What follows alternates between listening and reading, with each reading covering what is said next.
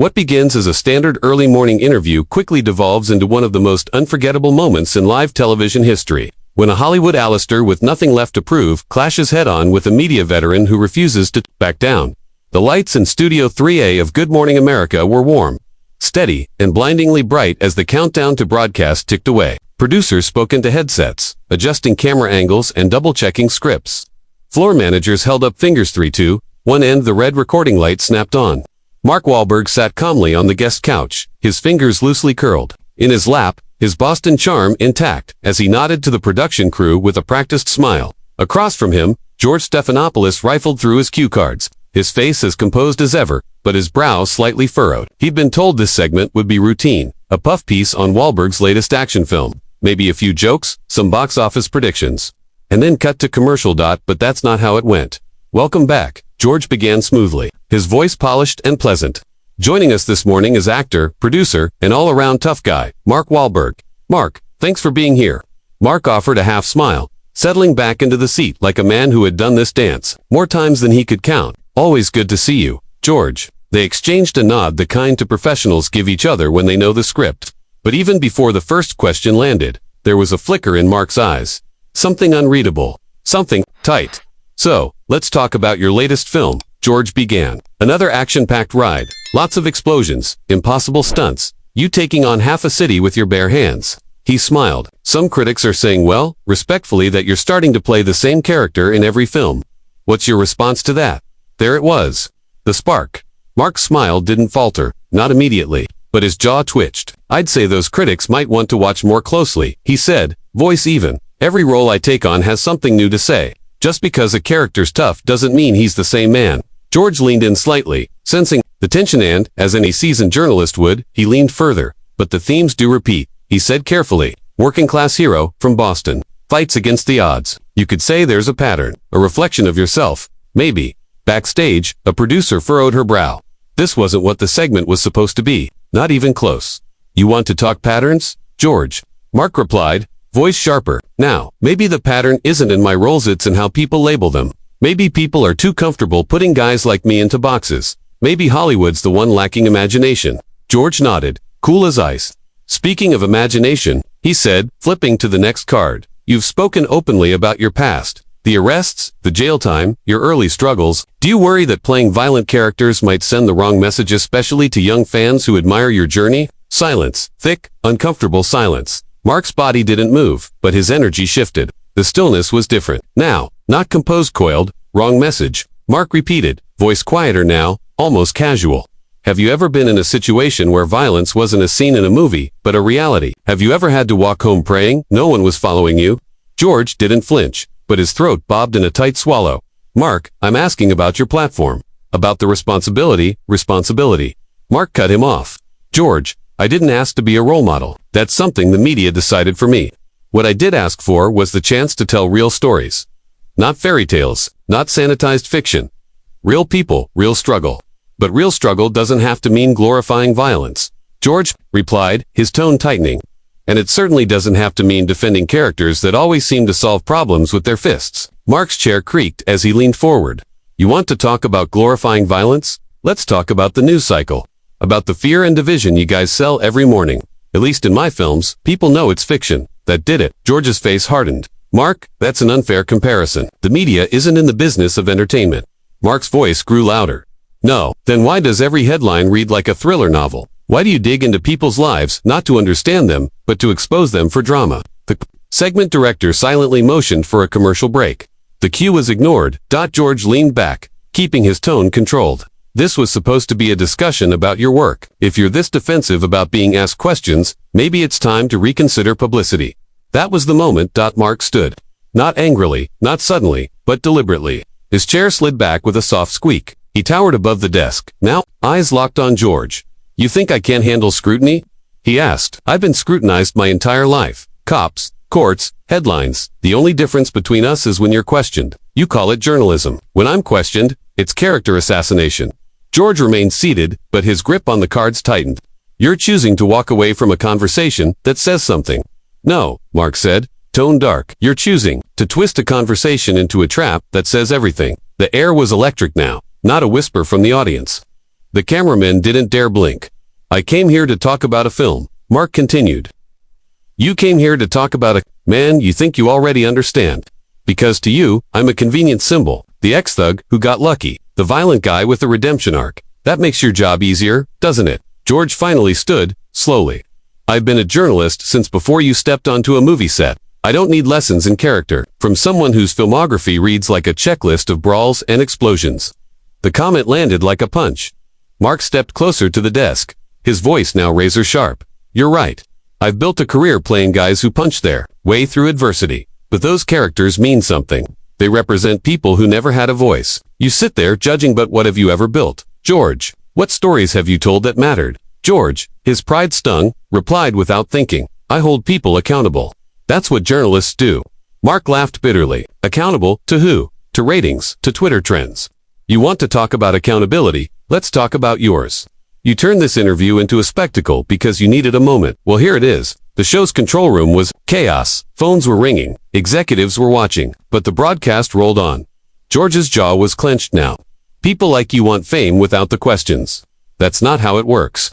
And people like you want to look smart without doing the work. Mark shot back. You didn't even watch the film, did you? Just skimmed the reviews and came up with gotcha questions. George said nothing. Mark's voice dropped low. You want to understand my work? Watch the damn movie. Understand what it means to fight for something, to lose everything and get back up. Don't sit there and pretend like you're above the fight just because you hide behind a desk.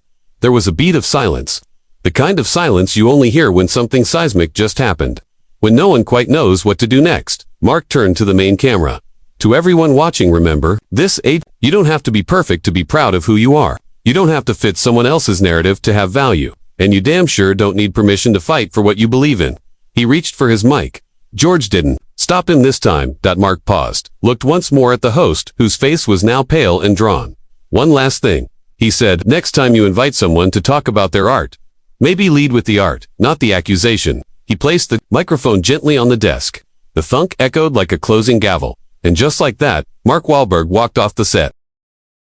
The camera lingered a second longer on the empty frame where Mark Wahlberg had stood. The studio audience remained frozen, not out of confusion, but awe. Something raw had just happened. Not rehearsed, not publicist approved, not safe, real, and no one knew what to do next. George Stephanopoulos sat alone at his desk, looking down at the microphone Mark had left behind like it was a weapon. He blinked once, twice, then looked into the lens and said the only thing he could muster, "We'll be right back." The screen cut to commercial, but nothing could contain what had already ignited. Within minutes, social media exploded. Hashtag Wahlberg walkout was trending across platforms. Clips from the broadcast were uploaded, remixed, quoted, and dissected frame by frame. Half the internet praised Mark's refusal to be cornered. The other half accused him of being overly defensive. But one thing was certain: everyone was watching. Backstage, chaos ruled. Producers whispered into phones, legal teams scrambled, and executives debated whether to release a statement or let the moment ride the media wave. A young intern hovered near the hallway. Mark had disappeared down nervously, clutching a water bottle and wondering if she should try to bring him back. But Mark wasn't coming back. He was already in a black SUV, staring out the tinted window. As Manhattan blurred past, his publicist sat beside him, speechless, her phone vibrating nonstop. "They're asking if you'll issue a clarification," she finally said. "Clarification." Mark scoffed. "For what?" "Telling the truth." She didn't answer, because there was no answer to that, only fallout. Meanwhile, at ABC headquarters, the post-mortem had already begun. In a glass-walled conference room, senior producers, PR reps, and network lawyers watched the footage again. Slower this time, measuring every word, every facial tic. Someone suggested burying the segment. Another insisted on cutting it into clips for context. A third person said what everyone was thinking: this will be bigger than any morning segment we've aired in a decade. By noon, every news outlet was covering it. CNN called it an unfiltered clash of ego and ethics. Fox News labeled it Hollywood hypocrisy on parade. The View devoted an entire segment to debating who had crossed the line. TMZ had footage of Mark entering his hotel with a caption that read, "Wahlberg unleashed." The commentary was relentless. Some praised George for holding a celebrity accountable. Others said he ambushed his guest. Journalists debated the ethics of hardball interviews. Hollywood insiders debated whether Mark had torpedoed his own press tour, and the fans, they rallied. Comments flooded in. He didn't walk out, he walked tall. George baited him from the start. Mark just didn't play along. About time someone told the media they're not untouchable, but not everyone was on Mark's side. Critics accused him of being thin-skinned, unprofessional, that he couldn't take a question without exploding, that his fame had shielded him from real scrutiny for too long. A columnist for The Atlantic wrote, "This wasn't bravery. It was narcissism disguised as authenticity." That evening, Mark stayed quiet. No tweets, no interviews, no damage control, until he did what no one expected. He went live on Instagram. The stream started without music. No logos, just Mark in a hoodie, sitting on a couch in a dimly lit room. His face was bare. No makeup, no handlers. Just him. "I'm not here to apologize," he began. "I'm here to explain." He talked about the interview, about growing up poor, about getting arrested at 15 and spending most of his teenage years fighting a system that never gave him the benefit of the doubt. He talked about making mistakes, about learning, about clawing his way into rooms where he never belonged, and then being expected to be grateful just for being allowed to stay. "I get it," he said. "People want me to smile and sell my movie. That's fine, but don't ask me to sit there and take shots at my entire life's work and say nothing. I'm not wired that way, never have been." He paused, looked directly into the lens. "This industry has a problem, not just with how it tells stories, but with who it lets tell them. And when a guy like me speaks up, suddenly I'm the one who's too emotional, too aggressive, too much. But let me tell you something, every role I've ever played, every set I've ever walked on, I brought with me the voices of people who never got their story told." The video ended there. New outro, new sponsors, just a fade to black dot. The response was immediate. Viral didn't even begin to cover it. Celebrities shared it. Journalists quoted it. Activists echoed it. Even some of his past critics admitted they hadn't expected such measured, heartfelt clarity from a man better known for car chases than confessions. But while the world digested Mark's response, George Stephanopoulos was having his own reckoning. At ABC, the debate over how he handled the interview raged on. His producers defended him. Executives weren't so sure. Public opinion was split down the middle. Editorials popped up accusing him of elitism. Commentators said he'd gone too far, turning a segment into a cross-examination. That night on his podcast, George finally spoke.